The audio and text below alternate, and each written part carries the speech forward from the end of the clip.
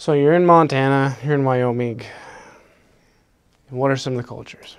Well, the biggest one I could say is what is the employment around there? If it's an oil field or coal mining, or if it's a business, it's education, you have to get aware of it really quickly because it will either use that knowledge to make your life easy or make it worse. The next thing you have to realize is in Montana, the culture is after 5 o'clock, you just don't talk to anyone in the wintertime. And when it got dark in Montana, like the streets were empty. And so that's a culture thing you just gotta get used to. Sometimes when it gets night, it's just not, no one wants to really talk. Now, in the bigger cities, it might differentiate, but it was pretty much through Montana that as soon as it got dark, they just didn't want to talk to you.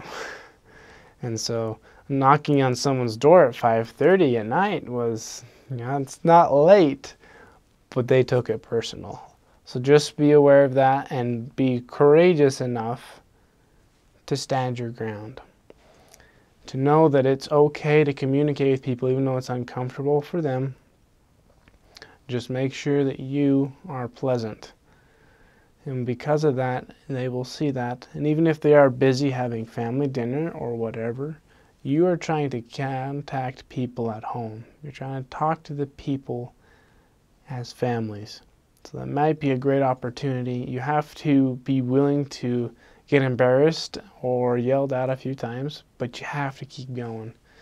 Because yes, it is a cultural thing. You might be going against the grain a little bit, but otherwise you don't get to talk to people and you just walk around the dark streets for 4 hours. So either you try or you just don't try. It's just that simple. Other things about Montana's culture is that it's generally conservative, except for Missoula. That's more liberal.